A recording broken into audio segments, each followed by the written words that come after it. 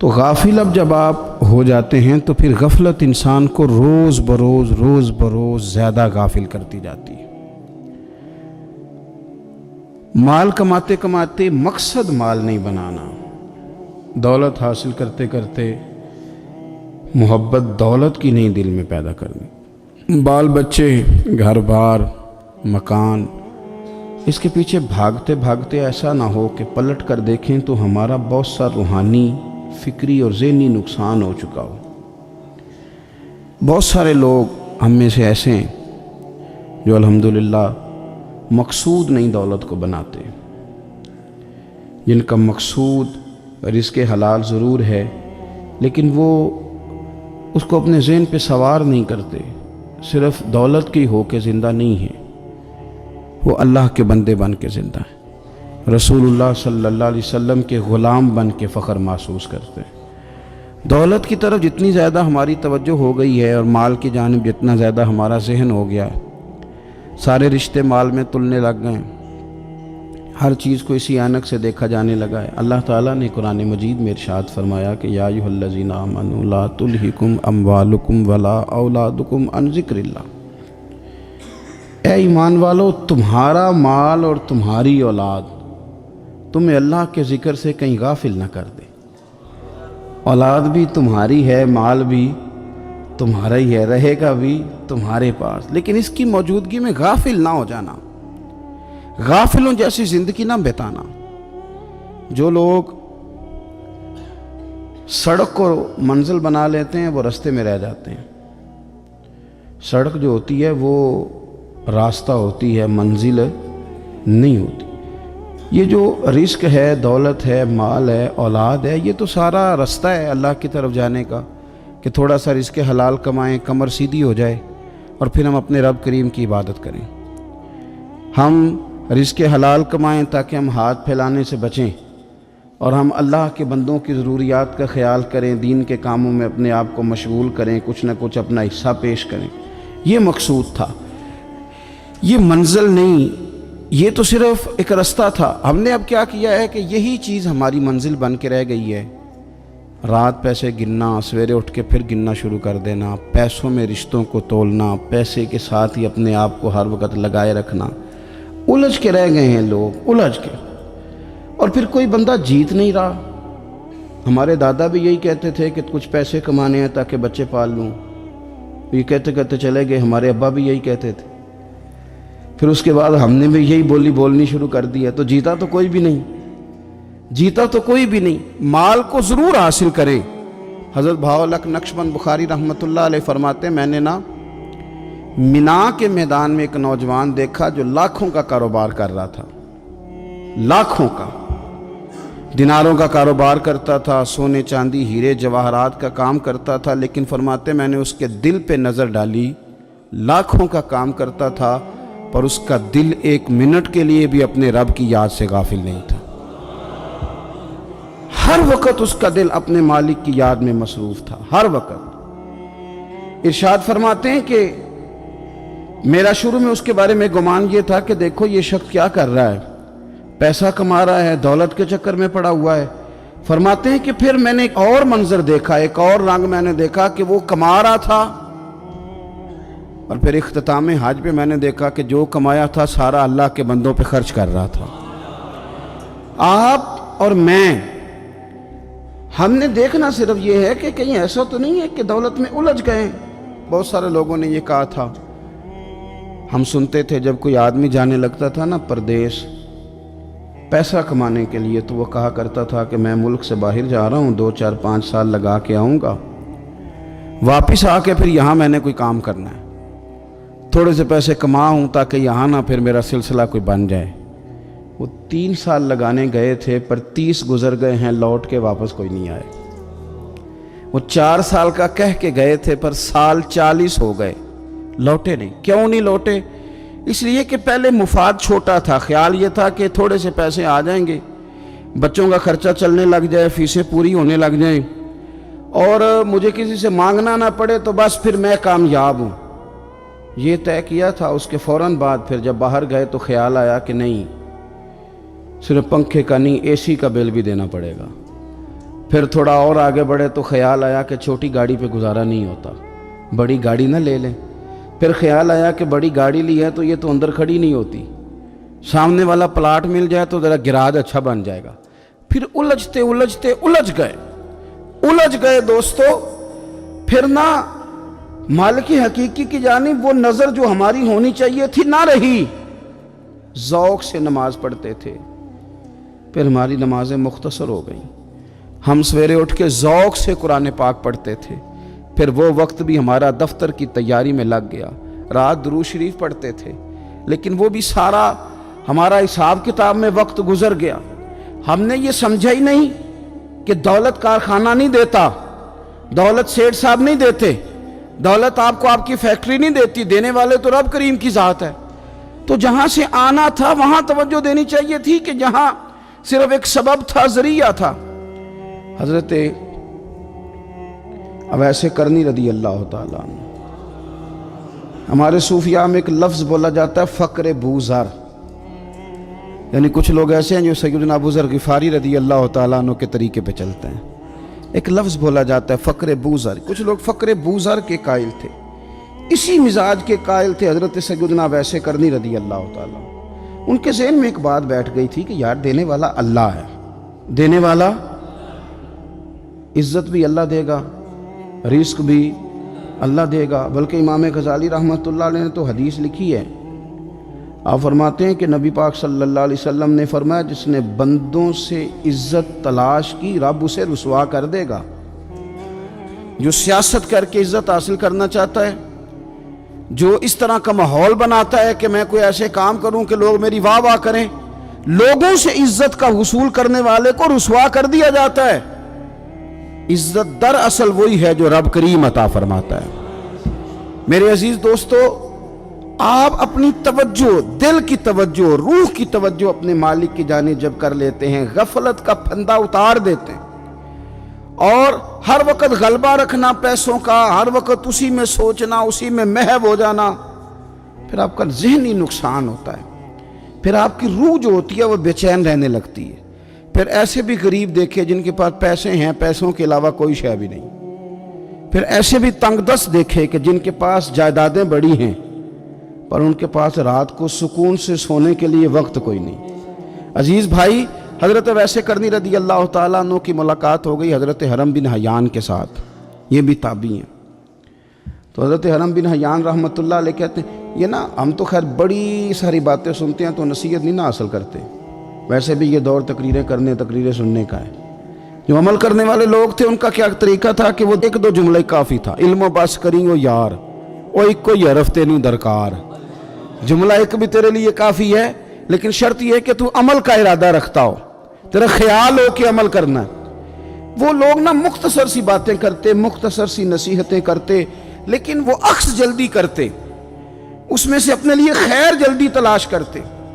حضرت حرم بن حیان کی ملاقات ہوئی حضرت اویس کرنی رضی اللہ تعالیٰ عنہ کے ساتھ، تو حضرت حرم بن حیان کہتے ہیں میں نے عرض کی حضور میں کسی ملک میں جا کے رہنا چاہتا ہوں، کہیں سکونت اختیار کرنا چاہتا ہوں، یہاں سے ہجرت کرنا چاہتا ہوں، تو مجھے کوئی آپ مشورہ دے میں کہاں جاؤں؟ تو فرماتے ہیں کہ میں نے جب یہ سوال کیا تو حضرت اویس کرنی نے مجھے اشارہ دیا، فرمانے لگے ملک شام چلا جا۔ کہتے میں نے اگلا سوال کیا حضور وہاں جا کے کاروبار کیا کروں گا، رہوں گا کیسے، کھاؤں گا کہاں سے؟ تو فرماتے ہیں حضرت اویس کرنی نے رومال اٹھایا، کندھے پہ رکھا اور چلنے لگے۔ میں نے کہا حضور آپ نے سوال کا جواب ہی نہیں دیا۔ تو فرمانے لگے جس دل کو ابھی تک یہی یقین نہیں آیا کہ روزی کون دیتا ہے اسے میں نصیحت کیا کروں؟ میں تجھے نصیحت کروں جسے آج تک یہی نہیں پتا کہ روزی کون دیتا ہے؟ تو ابھی تک اپنے دل کو پکا ہی نہیں کر پایا کہ روزی رب دیتا ہے؟ او خدا کے بندے کیا نصیحت کروں تجھے؟ تو ابھی تک یہاں اڑا ہوا ہے۔ تیرا جو توکل ہے وہ مضبوط ہونا چاہیے، تیرا بھروسہ اپنے رب کی ذات۔ تو غافل ہو گیا اللہ سے، تو نے اسباب پر بھروسہ سارا کرنا شروع کر دیا۔ اسباب اختیار کیے جاتے ہیں، بھروسہ رب کریم پہ کیا جاتا ہے۔ ہماری جو غفلت ہے نا وہ بھلا کیوں ہوئی ہے؟ وہ اس لیے ہوئی ہے کہ پیسے کسی کو بھی برے نہیں لگتے، پتہ نہیں ان میں کیا کشش ہے۔ یہ نہ آپ کسی جگہ بھی ان کا نام لے لیتے ہیں، یہ کسی جگہ بھی آ جاتے ہیں تو یہ برے لگتے ہی نہیں۔ یہ جناب بڑی بڑی فقیری کا دعویٰ کرنے والے، اور لوگوں کو طریقت اور تصوف کا درس دینے والے ان کو بھی اچھے لگتے ہیں۔ یہ تو جناب جو لوگوں کو کہہ رہے ہیں فقیر ہو جاؤ فقیر ہو جاؤ، وہ خود امیر ہوتے جا رہے ہیں۔ یہ پتہ نہیں ان میں کیا ایسا خاص۔ ہمارے ایک استاد تھے تو مزاج میں بڑی ظرافت تھی، حالانکہ بڑے اللہ والے بندے تھے، تو بات بڑی وہ دل لگی کی کیا کرتے تھے۔ تو ایک دن ہم نے پوچھا استاد جی خوشبو کون سی اچھی لگتی ہے؟ کہنے لگے بیٹا جو پیسوں میں سے آتی ہے وہ مجھے بڑی اچھی لگتی ہے، اس لیے کہ ملتے کم ہیں۔ ہمارا نا جب اس طرح کا ذوق بن جاتا ہے نا، آپ مزاج بنا لیتے ہیں پیسوں کا۔ لوگ سمجھتے ہیں کہ غریبی کا ڈر شاید زیادہ ڈر ہے، لیکن کبھی آپ دروازہ رسول پہ جائیں نا تو حضور نے تو کوئی اور ڈر بیان کیا ہے۔ حضرت ابو عبیدہ بن جراح رضی اللہ تعالیٰ عنہ بحرین سے نا مال لے کے آئے بہت سارا، حضور نے بھیجا، جزیہ لینے گئے یا مال غنیمت کا کچھ مال تھا، آپ لے کے مسجد میں آئے تو لوگوں کو پتہ چل گیا کہ آج مال آیا ہے۔ اب سب کو حصہ ملتا تھا اس میں سے، بدریوں کو زیادہ ملتا تھا، باقی لوگوں کو بھی ملتا تھا۔ تو فجر کی نماز کے بعد لوگ گھروں کو جایا کرتے تھے، لیکن آج پتہ چلا نا مال آیا ہے، تو یہ سیاستہ میں حدیث موجود ہے، سب لوگ مسجد میں بیٹھے رہے۔ حضور علیہ السلام نے فرمایا تمہیں پتہ چل گیا مال آیا ہے؟ عرض کی حضور ہاں۔ فرمایا تمہیں بانٹنے لگے ہیں، دینے لگے ہیں۔ ہم نا غریبی سے ڈرتے ہیں، ہم اپنے بچوں کے لیے دعا کرتے ہیں ان پہ غربت نہ آئے، ہم اپنے بہن بھائیوں کے لیے دعا کرتے ہیں ان پہ غربت نہ آئے، کرنی چاہیے، لیکن ذرا اس حدیث کے مفہوم کو بھی دیکھیے گا۔ نبی پاک صلی اللہ تعالیٰ علیہ وآلہ وسلم نے فرمایا تمہیں دینے لگے ہیں، مال آ گیا ہے، لیکن میرے قریب نے اپنی امت کے لیے جس چیز کا ڈر محسوس کیا وہ کیا ہے، حضور کے دل میں کس چیز کا خدشہ تھا وہ کیا ہے بیان کیا۔ حضور فرمانے لگے لوگو مجھے تم پر غربت کا ڈر نہیں، یہ ڈر نہیں کہ تم غریب ہو جاؤ گے، بلکہ مجھے تو ڈر ہے کہ تم پر دولت پھیلا دی جائے گی، تم زیادہ مالدار ہو جاؤ گے۔ خوف غریبی کا نہیں، خوف تمہارے مال کا ہے۔ اور حضور فرماتے ہیں کہ پھر تم انہی باتوں میں مبتلا ہو جاؤ گے جن میں پرانی امتیں مبتلا ہوئی تھیں، اور جب وہ اللہ کی نافرمانی میں مبتلا ہوئی تھی تو پھر وہ ہلاک کر دی گئی تھی۔ مجھے ڈر ہے، مجھے ڈر ہے۔ ہاں جہاں دولت آتی ہے وہاں سستی بھی آتی ہے، جہاں دولت آتی ہے وہاں معاذ اللہ عیاشی بھی آتی ہے، جہاں دولت زیادہ آ جاتی ہے وہاں پھر لوگ ہر چیز کو دولت میں تولنے لگتے ہیں۔ جہاں دولت زیادہ آتی ہے میرے بھائی، پھر لوگ سمجھتے ہیں کہ ہر چیز میں خرید لوں گا، پھر لوگوں کے ذہنوں کے اندر اس طرح کا فطور آتا ہے۔ حضور نے فرمایا مجھے ڈر ہے تمہارے دولت مند ہونے کا، ڈر ہے دولت مند ہونے کا۔ یارو اپنے پیسوں سے ڈرا کرو، اپنی جائیدادوں سے ڈرا کرو، اپنے مال سے ڈرا کرو، وہ ہم نے جو بڑے بڑے محلات تعمیر کرنے شروع کیے ان سے ڈرا کرو، اس لیے کہ حضور نے فرمایا مجھے ڈر ہے۔ حضرت ابو بکر صدیق رضی اللہ تعالیٰ عنہ تشریف فرما تھے۔ ہمارے نا بچے بہت زیادہ آسانی مانگتے ہیں۔ اقبال نے کہا لہو مجھ کو رلاتی ہے جوانوں کی تن آسانی۔ جب میں جوانوں کا مزاج دیکھتا ہوں نا کہ اتنے آرام پسند ہو گئے ہیں تو پھر میری آنکھوں سے لہو بہتا ہے۔ لہو مجھ کو رلاتی ہے جوانوں کی تن آسانی، ان کا وجود اتنا آسانی کا ماحول لینا چاہتا ہے، ذرا سی بھی کوئی تکلیف آپ دیکھ لیں، لائٹ بند ہو جائے تو مصیبت کھڑی ہو جاتی، کسی جگہ چند منٹ کے لیے آدھے گھنٹے کے لیے ٹریفک بند ہو جائے تو مثلاً کیا ہو جائے گا، لیکن یہ کہ طبیعتوں میں تلخی، اور جب وہ گاڑیاں آہستہ آہستہ چلتی ہیں تو ایک دوسرے سے آگے بڑھنے کی وہ شدت، وہ ہمارے مزاج میں ایک دوسرے کے بارے میں دل میں بڑے بڑے جملے، کیوں؟ اس لیے کہ ہماری طبیعت آسانی پسند ہے، ذرا سی بھی کوئی رکاوٹ ہم نہیں برداشت کرتے، تھوڑی دیر کے لیے ٹھہرنا پڑ جائے ہمارے لیے بڑا مشکل کام۔ آپ ہمیں ہماری مرضی کے خلاف کوئی بات کر دیں تو ہمیں بگڑا ہوا سمجھیں، ہماری طبیعت میں وہ آسانی ہے۔ یہ آسانیاں انسان کو پھر بڑے بڑے کام نہیں کرنے دیتی، پھر انسان کمزور پڑ جاتا ہے، پھر وہ کوئی کسی انقلابی تحریک کا کبھی حصہ نہیں بن سکتا۔ اگر وہ بڑی صلاحیت بھی رکھتا ہو تو وہ زندگی میں کوئی کارنامہ سر انجام نہیں دے پاتا، کیونکہ طبیعت میں آسانی آ گئی، اس کا مزاج ہی نہیں۔ جس بندے کو گرمی زیادہ لگتی ہے وہ کیسے آگے بڑھے گا؟ یہ سیٹھوں کے بیٹے، مالداروں کے بیٹے، پیروں کے بیٹے، بڑے بڑے جناب مشائخ کے صاحبزادگان الا ماشاء اللہ، آگے نہ بڑھنے کی وجہ کیا ہے؟ صرف یہ ہے کہ طبیعت کا تقاضا یہ ہے کہ ایک آدمی نے رومال پکڑا ہے، دوسرے نے جوتا پکڑا ہے، تیسرا گاڑی کھول رہا ہے۔ جب آپ اس قدر زیادہ ان کو آسانیوں میں مبتلا کر دیتے ہیں، پھر ان کے لیے جہاد کرنا، میدان میں نکلنا ممکن نہیں رہتا، وہ عادی نہیں ہوتے۔ امام حسن اور امام حسین رضی اللہ تعالی عنہما نے جہاد اس لیے کر لیا تھا، بچپن میں ہی 7-8 سال کی عمر تھی تو ماں 3 دن روزے رکھوایا کرتی تھی۔ وہ 3 دن روزے رکھتے تھے، اور افطار کا وقت آتا تھا تو جو کچھ پکا ہوتا تھا وہ بھی اٹھا کے غریب اور مسکین کو دے دیا کرتے تھے۔ تو انہیں تو عادت تھی بچپن سے ہی۔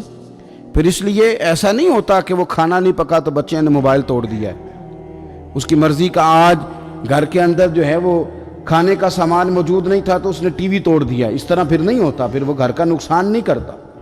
ہمارے مزاج میں جو بے پناہ آسانی ہے، مرضی کا کھانا ہے، مرضی کا پہننا ہے۔ اب ہمارے کپڑے پرانے نہیں ہوتے، اب ڈیزائن بدل جاتا ہے۔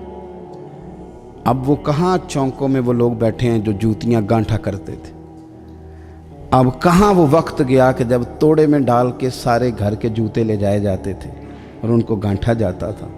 شادی کا موقع اور خاندان کی شادی کا موقع، لیکن گھر کے سب لوگ جوتا پالش کروا کے ڈالتے تھے، نیا نہیں خریدتے تھے۔ اب تو جوتے پہننے کا موقع ہی نہیں آتا، اتنے جوتے پڑے ہوئے ہیں، کون سا چھوڑا جائے، کون سا پہنا جائے۔ یہ تن آسانی ہے، یہ غفلت میں مبتلا کر دیتی ہے، یہ غفلت میں۔ میرے رسول کریم صلی اللہ تعالیٰ علیہ وسلم رات کو آرام کرنے کے لیے تشریف لے گئے تو حضرت بلال حبشی رضی اللہ تعالیٰ عنہ فرماتے ہیں کہ کسی صحابی نے نا آج موٹا گدا لا کے دیا، کہا حضور کی پشت اتھر پر نا میں موٹے بان کی چارپائی کے نشان دیکھتا ہوں، تو یہ گدا آج میرے کریم کے نیچے بچھاؤ، یہ بستر آرام دے۔ حضرت بلال کہتا ہے میرا بھی بڑے دنوں سے خیال تھا، میں نے وہ ڈبل کر کے نا بچھا دیا، حضور نے آرام کیا، میرے دل کو بڑی تسلی ہوئی۔ صبح محبوب تشریف لائے، فرمایا رات میرا بستر کس نے بچھایا تھا؟ عرض کی حضور میں نے بچھایا تھا۔ فرمایا اٹھا لو، آج کے بعد نہ بچھانا، مجھے تو نیند بڑی گہری آئی ہے، میرے کئی نفل رہ گئے۔ فرمایا میں تمہاری دنیا کے اندر آرام کرنے نہیں آیا، میں تو مسافر ہوں، اپنا وقت بتانے کے لیے آیا ہوں۔ تم نے یہ میرے لیے نیچے اتنا آرام دہ بستر کیوں بچھا دیا؟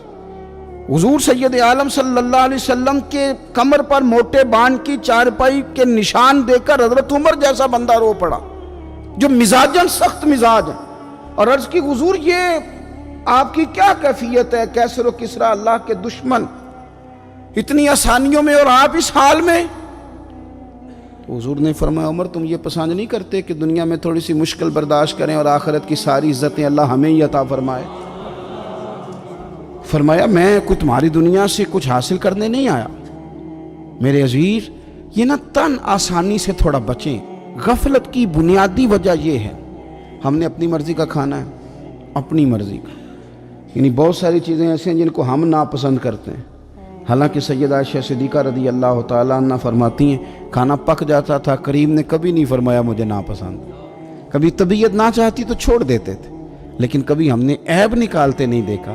بھائی تن آسانی ہمیں غافل کر رہی ہے، ہم سوتے ہی اس بستر میں جو سویرے آنکھ کھلنے ہی نہیں دیتا، ہم نے اوڑھ ہی وہ والے بستر لیے ہیں، ہم نے کمرے اس طرح بند کیے ہیں کہ وہاں تو ہوا مشکل سے آتی، تو آواز کسی کی کیسے آئے گی؟ دادا آوازیں دیتے رہے، فجر کا وقت ہو گیا، والد کہتے رہے، مؤذن نے روز اذان پڑھی، پر چونکہ ہم نے کمرہ ہی بڑا آرام دہ بنایا تھا، ہم نے قریب کوئی چیز آنے ہی نہیں دی۔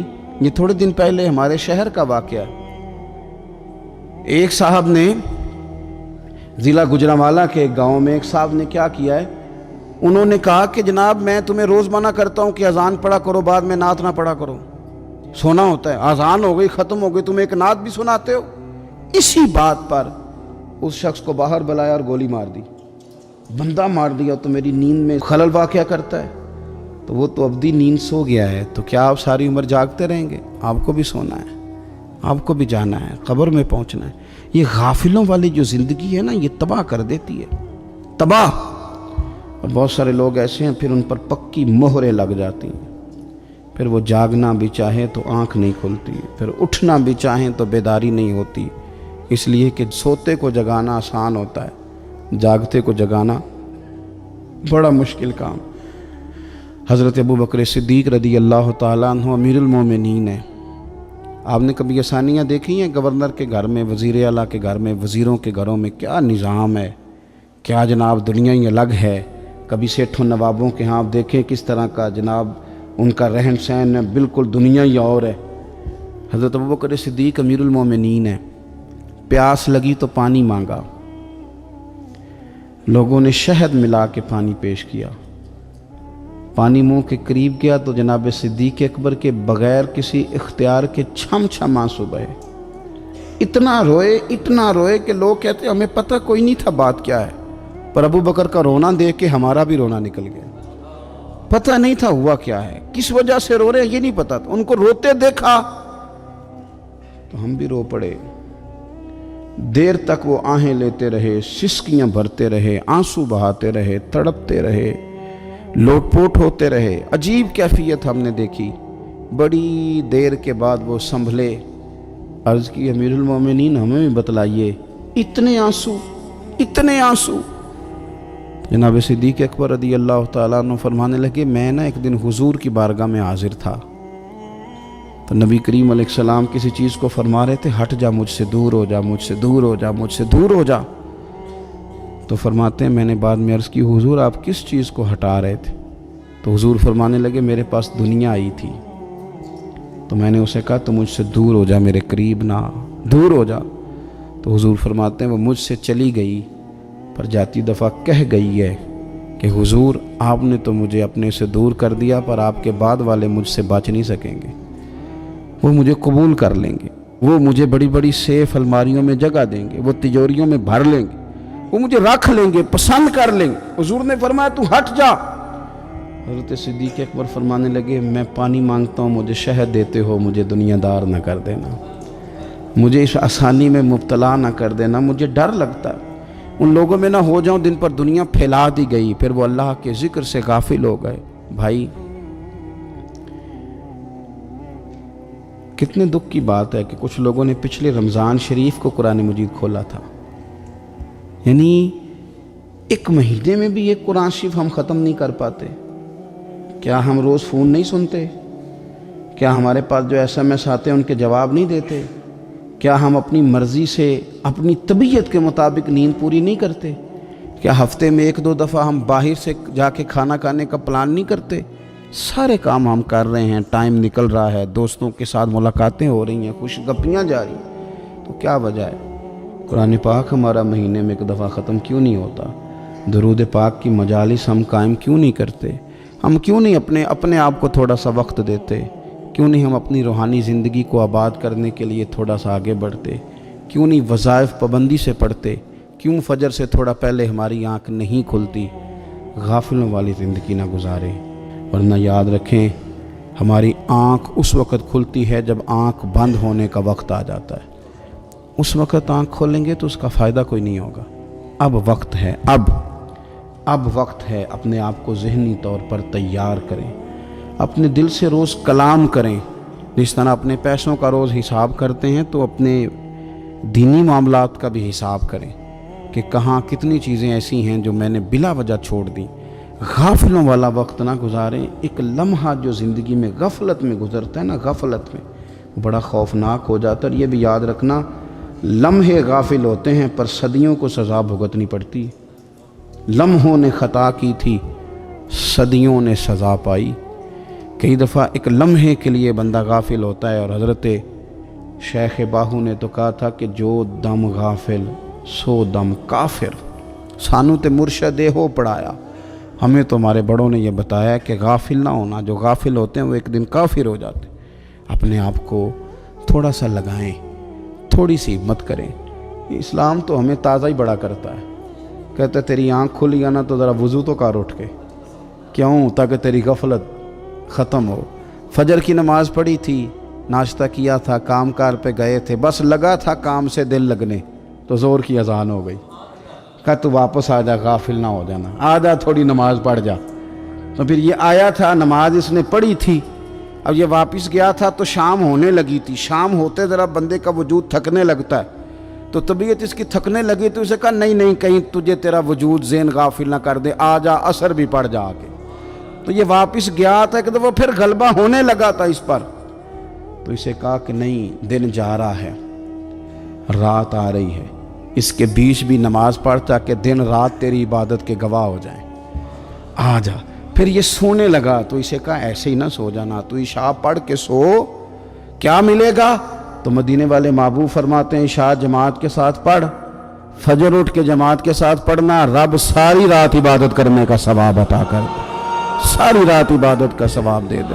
تو ہم نے یہ کرنا ہے کہ ہم نے نا اپنے آپ کو تازہ رکھنا ہے، ہم نے اپنے آپ کو تازہ. ہمارے نا بزرگ اس طرح کرتے تھے کہ یہ ایز اے اسپیشل جاتے تھے.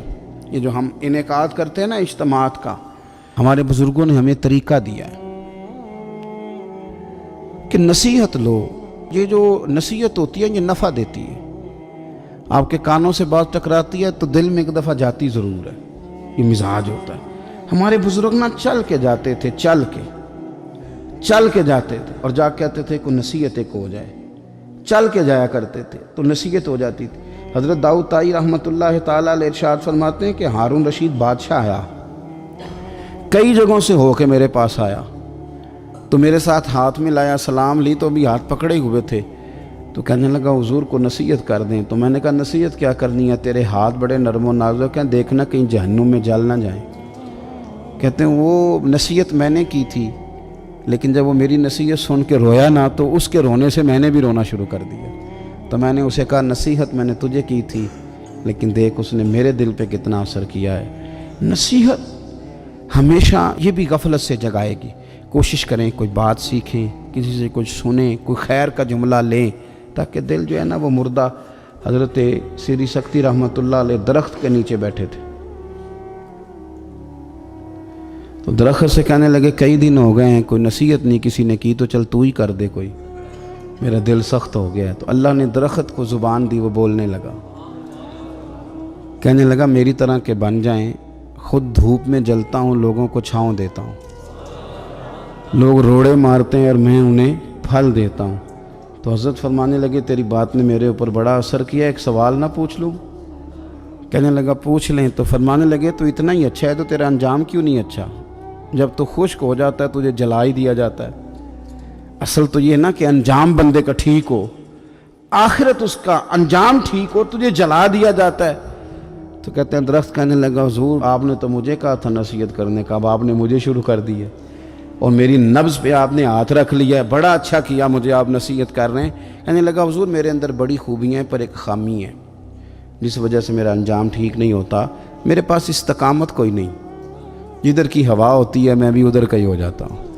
اگر کہیں استقامت ہوتی تو پھر میرا یہ انجام نہ ہوتا. استقامت اختیار کریں زندگی کے اندر. استقامت جو ہے وہ انسان کا انجام ٹھیک کرتی ہے. اللہ کے حضور دعا ہے مالک کریم ہماری حاضری کو قبول فرمائے، ہمارے حال پہ رحم فرمائے. حضرت عمر فاروق مسلمانوں اور مومنین کے لیڈر تو ہیں، لیکن حضرت عمر فاروق انسانیت کے رہنما ہیں بہت بڑے. حضرت عمر جس ہستی کا نام ہے، اس بندے نے انسانیت کے اصول وضع کیے، انسانیت کے. حضرت فاروق اعظم نے لوگوں کی بھلائی اپنا ذوق بنا لیا تھا، اور قرآن مجید نے کہا جو ایمان لانے کے بعد اچھے عمل کرے یہی ساری مخلوق سے بہتر لوگ. ان الذین آمنوا وعملوا الصالحات اولئک هم خیر البریہ. جو ایمان لانے کے بعد اچھے اعمال کرے وہی ساری مخلوق سے بہتر ہے. حضرت عمر نے نا ایک ذوق بنا لیا تھا کہ میں نے اللہ کے بندوں کی خدمت کرنی اور اپنی ذمہ داری کو ادا کرنا. ہمارے ہاں معاشرے میں بہت سارے کام اس لیے خراب ہوتے ہیں کہ ہم نا احساس ذمہ داری بھول جاتے ہیں. میرا ادارہ ہے نا تو میری ذمہ داری ہے، اس کے اندر کوئی کمزوری ہوتی ہے، کوئی غلطی ہوتی ہے تو وہ اس کی سب سے بڑی وجہ یہ ہوتی ہے کہ میں سست ہو جاتا ہوں. مجھے پتہ ہے بہت سارے کام کئی دفعہ میں دیکھتا ہوں کہ صحیح نہیں ہوئے، تو بعد میں جب میں اندازہ لگاتا ہوں تو مجھے پتہ ہوتا ہے کہ یہاں میں سست ہو گیا. یہ بہت سارے وزیر مشیر اور بہت سارے پیر الا ماشاءاللہ ان کے نیچے کیوں خرابی ہو جاتی ہے بہت ساری؟ وہ اس لیے کہ وزراء کا مزاج نہیں ہوتا اے سی والے کمرے سے باہر نکلنے کا. تو باہر جو طبقہ ہوتا ہے وہ پھر مرضی کرتا ہے. اگر یہ کڑی نگرانی کرے، ان کا ذوق بنے اور سستی چھوڑیں. ہمارے ہاں کئی دفعہ ایسے ہوتا ہے ہم بہت ساری ذمہ داریاں کبھی بچوں کی ماں پہ ڈال دیتے ہیں، کبھی جو ہے وہ چھوٹے بھائی پہ ڈال دیتے ہیں، کبھی کسی پہ ڈال دیتے ہیں. اس سے بڑے بڑے نقصانات ہوتے ہیں، بڑے بڑے. کسی دوست پہ کوئی ذمہ داری ڈال دی، وہ تیرا یار ہے، تیرا مخلص ہے، وہ سارا ٹھیک ہے، اور اس بیچارے کی ایک کمزوری یہ ہے کہ اس کے ساتھ ایک شیطان بھی رہتا ہے. ضروری نہیں کہ وہ جان بوجھ کے کوئی غلطی کرے، اس کی نگرانی کر، اس کا احتساب کر، اس پر توجہ دے کہ وہ کیا کر رہا ہے. حضرت فاروق اعظم رضی اللہ تعالیٰ عنہ نے چھوٹی چھوٹی باتوں پہ توجہ کی، اور آپ نے ایک اصول بنایا. ایک اصول آپ کو یہ مل جائے گا، ابن جوزی علیہ رحمہ نے اس کو لکھا. حضرت عمر فرمایا کرتے تھے کہ حکومت چونکہ میری ہے تو ذمہ داری بھی. یہ نہیں فرماتے تھے کہ اداروں سے پوچھوں گا، متعلقہ آدمی سے پوچھوں گا، یہ نہیں فرماتے تھے. میں اس محکمے کے سربراہ کو، اس منسٹری کے وزیر کو، یہ بات نہیں ہوتی تھی. حکومت میری ہے تو ذمہ داری بھی میری ہے. حضرت عمر فاروق رضی اللہ تعالیٰ عنہ نے قانون بنایا، اور اس کو آپ سن لیتے ہیں، کبھی اس کو سمجھنا. انسان کو جو روٹی ملے گی، چھت ملے گی، دوائی ملے گی، کپڑا ملے گا، یہ ساری باتیں ٹھیک، لیکن حضرت عمر فرمانے لگے کہ اگر کوئی کتا بغیر پانی پیے مر گیا فرات کے کنارے صحرا میں، یعنی اس تک پانی نہیں پہنچا، انسان کی بات نہیں. یہاں تو عورتوں کو ہسپتال میں جگہ نہیں ملتی تو وہ رکشے میں بچے پیدا کر لیتی. یہاں تو بہت سارے لوگ ایسے ہیں جنہیں دوائی میسر نہیں آتی اور وہ مر جاتے. کتا اگر میری حکومت میں پیاسا مر گیا تو عمر فرماتے ہیں اللہ مجھ سے پوچھے گا کہ ڈیوٹی تو تیری تھی نا، ذمہ داری تو. آپ کے صاحبزادے کہتے ہیں کہ ایک اونٹ زخمی ہو گیا، کسی نے اسے زخمی کر دیا. تاریخ الخلفاء میں امام جلال الدین سیوطی علیہ رحمہ نے لکھا ہے اونٹ زخمی ہو گیا، اونٹ کی نا گردن پر نشان لگ گیا زخم کا. اس زمانے میں طریقہ تھا کہ کپڑا جلا کے نا زخم پہ لگایا جاتا تھا. حضرت عمر فاروق رضی اللہ تعالیٰ عنہ نا، اب 60 سال عمر ہے، بوڑھے آدمی ہے، جسمانی طور پر بھی کمزوری آ جاتی ہے عمر کے حساب سے. اونٹ کی نکیل کے ساتھ پہلے اسے باندھا، پھر وہ کپڑا جلایا، پھر اپنے ہاتھوں سے اونٹ کا وہ جو زخم تھا نا اس پر وہ کپڑا ڈالنے لگے، اس کو ٹھیک کرنے لگے. تو صاحبزادے آگے بڑھے، وہ کہنے لگے ابا جی یہ اونٹ ہے اور آپ اس کے زخم کو چھیڑ رہے ہیں، وہ آپ کو تکلیف بھی پہنچا سکتا ہے، تو یہ آپ 2-3 غلاموں کے ذمہ لگا دیں، وہ اس کے زخم پر دوائی مرہم پٹی کر دیں گے، یہ آپ کو کاٹ ہی نہ لے. تو کہتے ہیں حضرت عمر فاروق نے میری بات کو جھٹکا فرمانے لگے پیچھے ہٹ جا، حکومت میری ہے کہ غلاموں کی ہے؟ ذمہ داری میری ہے کہ غلاموں کی ہے؟ فرمایا پتر میں تو ڈر رہا ہوں کہ کہیں یہ اونٹ ہی قیامت میں میری شکایت نہ کر دے، یہ میری شکایت نہ کر دے کہ اللہ میں بیمار ہو گیا، زخم لگ گیا، حکومت عمر کی تھی اور کسی نے مجھے پوچھا ہی نہیں. میرے دوستو احساس ذمہ داری اب یقین کریں نکل گئی. ہم لاؤبالی لوگ ہیں. حضرت فاروق اعظم رضی اللہ تعالیٰ نا چھوٹی چھوٹی باتوں کا خیال کرتے. دیکھیں نا امام مسجد، میں روز امام مسجد کے حقوق بیان کرتا ہوں، لیکن مجھے مسجدوں کے ائمہ سے شکوہ بھی ہے، وہ اپنے نمازیوں کا نہیں خیال کرتے، ان کی طبیعت کا نہیں لحاظ کرتے. ہم اگر تھوڑا سا لحاظ کریں ائمہ مساجد نمازیوں کا، نبی پاک علیہ السلام نے فرمایا کہ میرا دل کرتا ہے میں لمبی نماز پڑھاؤں، لیکن پھر مجھے خیال آتا ہے کہ پیچھے بوڑھے بھی ہیں، بیمار بھی ہیں، بچے بھی ہیں. میرا دل کرتا ہے لیکن میں لوگوں کی تکلیف کو دیکھتے ہوئے نماز مختصر پڑھاتا ہوں. ائمہ مساجد اگر تھوڑا سا غور کریں، پیار کریں لوگوں کے ساتھ، تو مسجد کے اندر ایک خوبصورتی والا ماحول. یار میرا مطلب ہے کچھ بندے ایسے ہوتے ہیں جو بیچارے غصہ کسی اور کا ہوتا ہے نکالتے مسجد آ کے ہوتے ہیں، تو گھر میں بھی تو دادا ابو کئی دفعہ اس طرح کار ہی لیتے ہیں نا. تو تھوڑا سا اگر ظرف بڑا ہو، حوصلہ ذرا بڑا ہو، آپ کو ہنسنا آتا ہو. نبی پاک صلی اللہ علیہ وسلم اکیلے بیٹھتے تھے تو متفکر بیٹھتے تھے، اکیلے ہوتے تھے تو سوچتے تھے، اکیلے ہوتے تھے تو سوچتے تھے. میری بات پہ غور کرنا، اکیلے ہوتے تھے تو سوچتے تھے، اور جب لوگوں کے بیچ بیٹھتے تھے تو ہنستے تھے. لوگوں کے بیچ آ کے منہ نہیں بنانا، وہ اکیلے آپ فکر کریں، غور کریں جو مرضی. اکیلے بیٹھتے تھے تو حضور تفکر کرتے تھے، لوگوں میں آتے تھے تو مسکرا کے آتے تھے.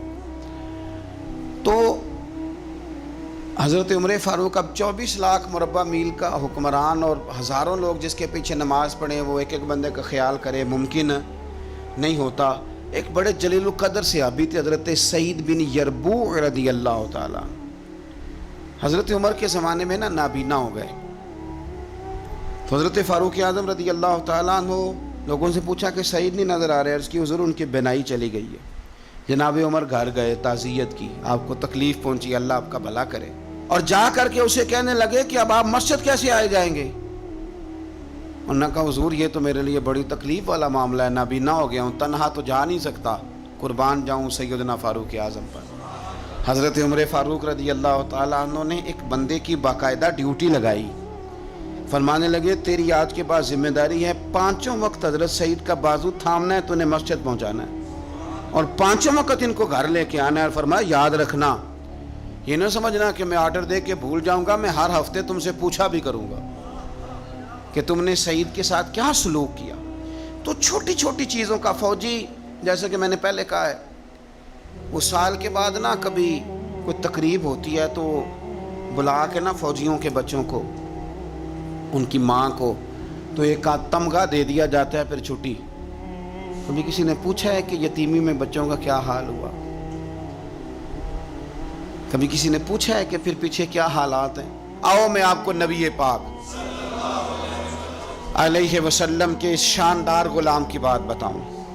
صحیح بخاری میں حدیث، صحابہ کہتے ہیں حضرت عمر فاروق رضی اللہ تعالیٰ عنہ کے پاس ایک خاتون روتی ہوئی آئی، کہنے لگی خامد میرا شہید ہو گیا اور 4-5 بیٹیاں چھوڑ گیا، تو گھر میں تو بکری کا کھور بھی نہیں، کوئی چیز نہیں کھانے پینے کے لیے۔ فاروق اعظم رضی اللہ تعالیٰ عنہ نے کمیٹی نہیں بنائی، چیک نہیں دیا، وہ ایک اچھا سا اور ایک خوبصورت سے پیکج کا اعلان نہیں فرمایا، بلکہ فاروق اعظم نے ایک اچھا تازہ تگڑا اونٹ مال غنیمت کے اونٹوں میں سے لیا، اور 2 بوریاں اپنے ہاتھوں سے اچھے راشن کی بھری، اس کے اندر ڈھیر سارے نگد پیسے بوریوں میں ڈالے، اور وہ دونوں بوریاں اونٹ کے اوپر اپنے ہاتھوں سے، بخاری پڑھ رہا ہوں، ان کی رسیاں باندھی، پھر اس عورت کے ہاتھ وہ لگام تھمائی، اور اسے کہا پتر میں نے تجھے اتنا مال دے دیا ہے کہ جب تک یہ ختم ہوگا نا انشاءاللہ تب تک تیرے حالات بھی اللہ بدل دے گا، تیرے دن بدل جائیں گے جب تک یہ ختم ہوگا۔ وہ خاتون جانے لگی تو آپ فرمانے لگے بیٹا اونٹ نہیں واپس بھیجنا، یہ بھی تیرا ہی ہے، دے دیا تجھے۔ اب چلے گئی وہ خاتون، تو صحابہ کہتے ہیں ہم نے پوچھا کہ جناب آپ تو بڑے کفایت شعار ہیں، آپ تو بڑی بانٹ کے چیزیں دیتے ہیں، تو آپ نے اس بچی کو اتنا کچھ دے دیا اور بیک وقت دے دیا اور واقعی بہت زیادہ دے دیا اور نقدی پیسے بھی دے دیے۔ حضرت عمر فرمانے لگے تم نہیں نہ جانتے، میں جانتا ہوں، یہ میرے نبی پاک کے صحابی حضرت خفاف بن ایمار رضی اللہ تعالیٰ عنہ کی صاحبزادی ہے، اور میں نے حدیبیہ کے مقام کے اس کے باپ کو حضور کی خدمت کرتے دیکھا ہے، میں نے انہیں جنگیں لڑتے دیکھا ہے، اس کے باپ کو، اس کے بھائی کو۔ فرمایا وہ تو بچی آئی ہے تو میں تمہیں کیا بتاؤں، مجھے تو تکلیف شروع ہو گئی ہے کہ اسے آنا کیوں پڑا ہے، خود آگے بڑھ کے میں کیوں خدمت نہیں کر سکا، اسے آنا کیوں پڑا۔ عزیز دوستو یاد رکھنا، اصلہ نال جے نیکی کریے تے نسلہ تاک، کچھ لوگ ایسے ہوتے ہیں جنہیں قدر ہوتی ہے، وہ قربان کر دیتے ہیں ہر شے، لیکن اصولوں پر کبھی سمجھوتا نہیں کرتے۔ حضرت سیدنا فاروق اعظم رضی اللہ تعالیٰ عنہ نے اتنا نوازا اس بچ، اور پھر اثار کر کے نوازتے تھے۔ ہمارا یہ مزاج بن گیا کہ جو شے بھی آئے پہلے میرے گھر آئے، اور لوگ کئی دفعہ گھر بچاتے بچاتے سارا کچھ ضائع کر بیٹھتے، ہر شے، ہر چیز، حتیٰ کہ معاذ اللہ دین ایمان بھی، دعائیں بھی، پیسہ بچ جائے، گھر بچ جائے، باقی جو شے جاتی ہے وہ جائے۔ لیکن سیدنا فاروق اعظم کا رنگ بڑا انوکھا ہے، انداز بڑا نرالا ہے۔ ایک جگہ سے نا چادریں آئیں بہت ساری، میرا خیال ہے کہ جو بہترین چیز ہوتی ہے نا وہ لوگ پہلے گھر رکھ لیتے ہیں۔ چادریں آئیں اور بڑی بڑی قیمتی چادریں آئیں، تو فاروق اعظم رضی اللہ تعالیٰ عنہ نے کوئی اس میں تخصیص نہیں کی، 1-1 2-2 3-3 4-4 بانٹتے رہے، چادریں تھی عورتوں والی۔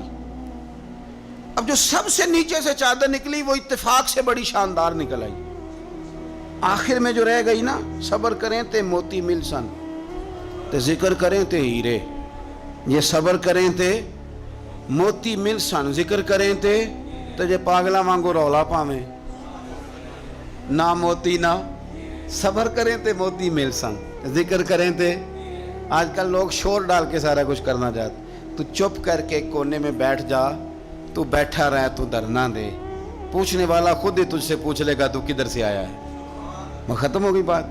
صبر کیا نا, جب وہ چادریں ساری, ایک چادر اب اپنے گھر والوں کے لیے انہوں نے چادر ابھی دینی تھی, وہ سب سے نیچے قیمتی چادر نکل آئی.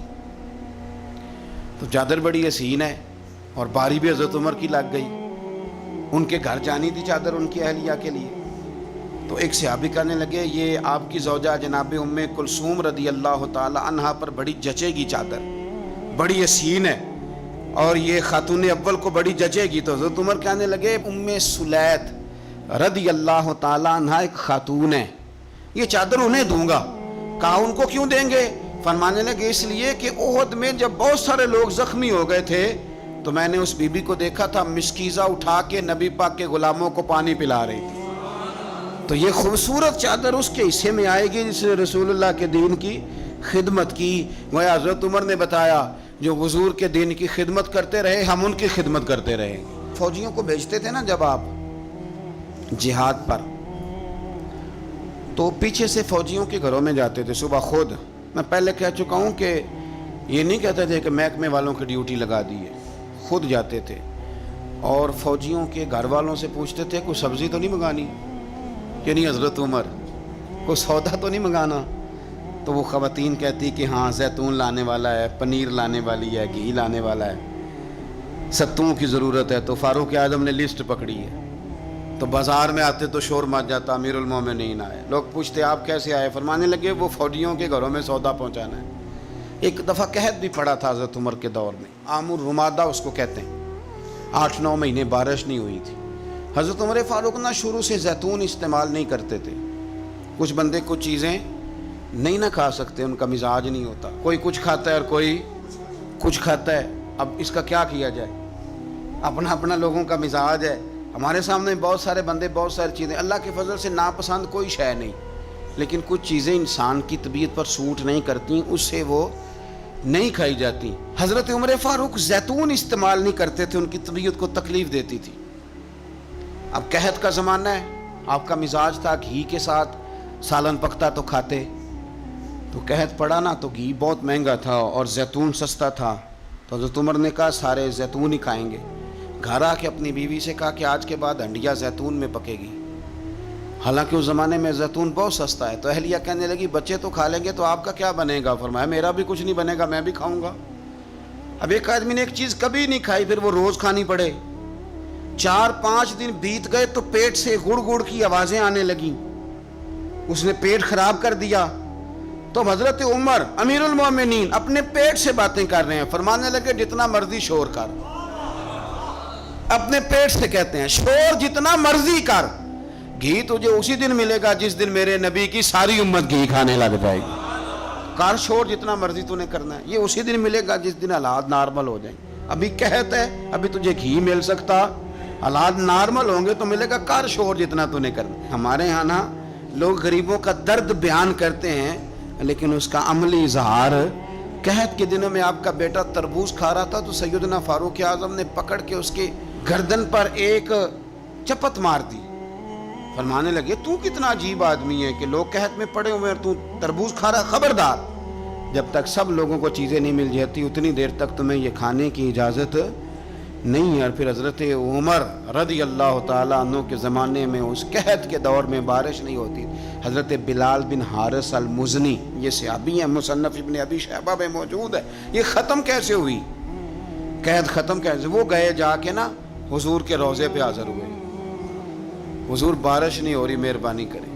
کہتے میں وہیں سو گیا, مجھے حضور خواب میں ملے اور فرمایا عمر کو میرا سلام کہنا اور اسے کہنا تو فکر نہ کر, رب بارش عطا کرے گا. تو جو آج حضرت عمر کے بارے میں ساری گفتگو ہے, ایک پہلو میں آپ کے سامنے رکھنا چاہتا ہوں کہ احساس ذمہ داری, لوگوں کے ساتھ ان کا رویہ. ایک قحط کے زمانے میں ہی دور سے کچھ لوگ آ گئے کہ چلو باہر قحط ہے تو مدینے چلتے ہیں. انہوں نے آ کے باہر ڈیرا لگا لیا. حضرت عمر کو پتہ چلا کچھ مسافر بھی آ گئے تو آپ نے کھانے پینے کا سامان اٹھایا, پشت پہ رکھا, کندھے پہ تو جا رہے ہیں. جناب ابو ہریرہ فرماتے ہیں عمر بھی تھے, ان کے خادم بھی تھے. میں نے پوچھ لیا کہاں جا رہے ہو؟ تو کہنے لگے پیچھے مڑ کے ابو ہریرہ ہے. میں نے کہا جی، کہنے لگے ادھر آ یار میں تھک گیا ہوں، تھوڑا سا سامان تو بھی اٹھا، چل میرے ساتھ۔ کہتے میں نے تو پوچھ لیا تھا، میں بھی قابو آ گیا۔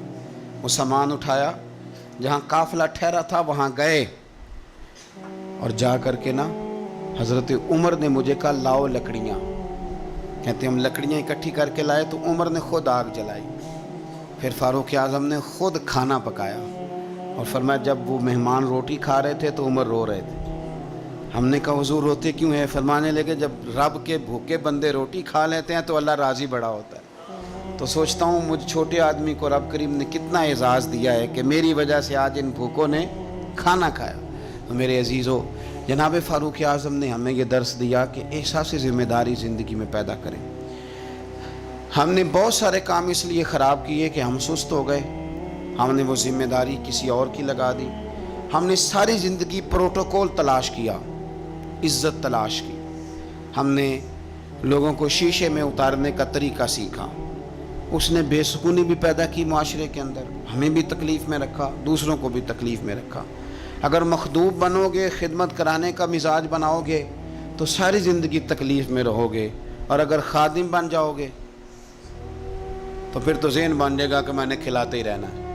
حضرت عمر فاروق نے بتایا لوگوں کو کہ قوم کا سربراہ قوم کا خادم ہوتا ہے، انہیں خدمت کر کے لوگوں کو بتایا کہ اس طرح کر کے اگر اپنی زندگی کو ترتیب دو گے نا پھر تمہارے لیے جینا آسان ہو جائے گا۔